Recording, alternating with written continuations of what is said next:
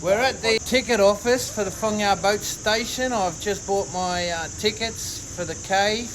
We've had to pay for a boat. You can hang out here and wait for more people to come and share boats to cut down on the cost of the boat a bit. But we've opted to take our own boat today because we're not in a very sharing mood. Here you've got the prices of everything on the wall there. It's all pretty straightforward and kosher. A few souvenir shops here, selling some ice creams and stuff. And he's made a purchase. Too much. Don't let him rip you off, dude. Alright, we're gonna go over here and get a allocated a boat number, yeah?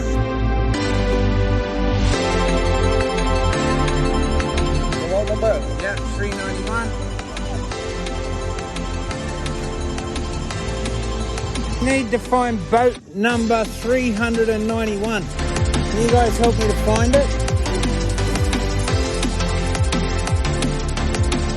So we're here at the Zung Son ferry crossing. You can see the monument there on the other side of the river. Boats used to come across the river there behind me. The ferries were kept in the cave during the daytime. We're going to head upriver now and visit the cave.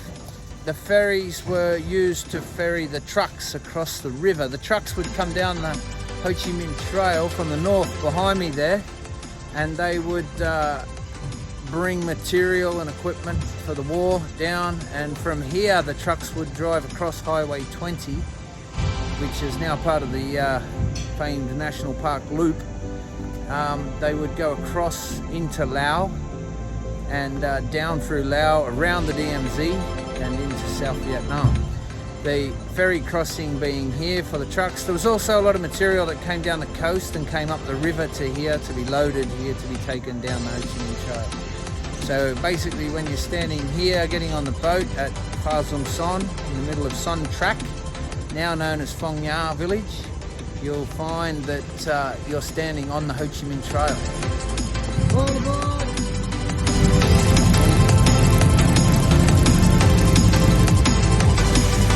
Hey everyone, put a life jacket on!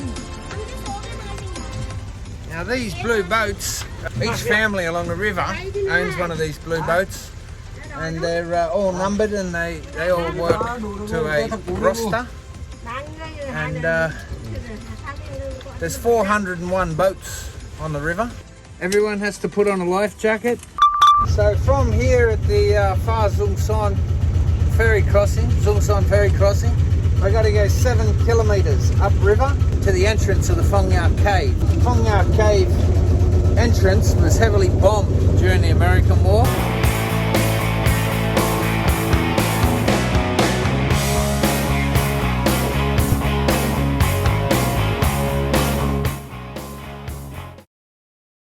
Pha Zung Son's the beginning of Highway 20 or Victory Road, and Victory Road runs from here at Phong Nha over the mountains, runs about 56 kilometers, joins up with the Ho Chi Minh Trail over in Laos. The road was built in 1967 in order to convey trucks from here over the mountains and around the DMZ. The DMZ being the demilitarized zone, or the area between North and South Vietnam that was heavily contested. The North Vietnamese army took all their material and equipment around the DMZ through Laos and into South Vietnam that way. It's possibly one of the reasons that Laos is one of the most is the most heavily bombed country on the planet.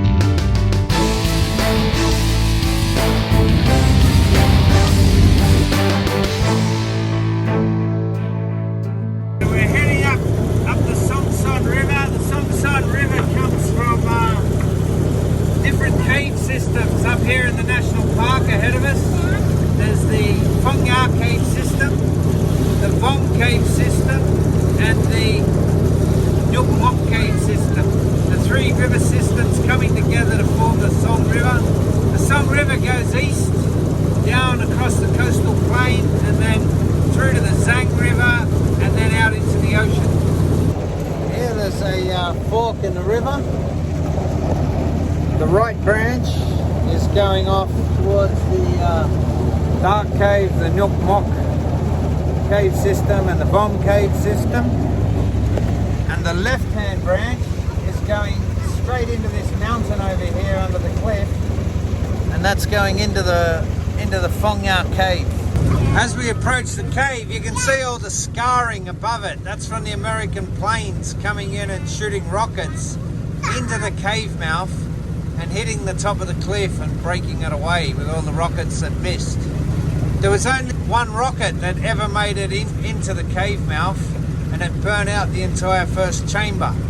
It didn't actually do that much damage to what the North Vietnamese were doing at the time, but it did placate the Americans and make them stop shooting rockets at the cave mouth. Well, we're in the cave, and it's a cave. The cave was used by the North Vietnamese army during the war to store pontoon bridges and ferries in. It was also used as a hospital. As you can see, the roof has got down. After we go through the first chamber, the roof has come down very low, and these boats are all at a height where they can just fit in here on the high tide and get in and out. And that's what stopped the Americans being able to bomb what was being stored in here further on the beaches, further into the cave. The boats are this height because the river here is tidal, and at high tide there is a minimum amount of distance between the top of the roof coming in between the first and second chamber.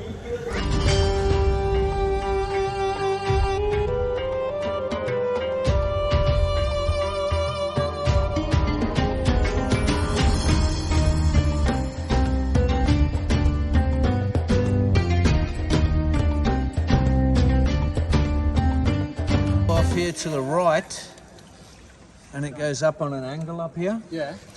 About 100 metres up the top of there, there's all Cham graffiti all over the walls from probably around about 1,000 years ago. Yeah, and it's written on the walls up there, and but the graffiti's in there from the Cham monks, and the Cham monks used to come in here.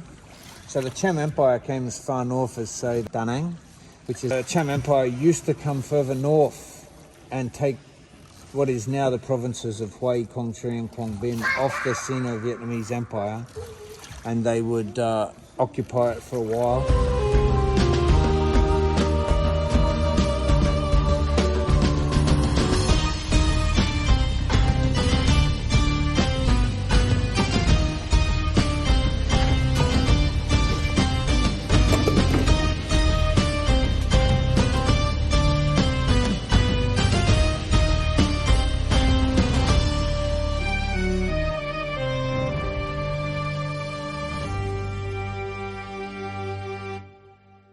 There's a shed load of souvenir shops outside the cave entrance.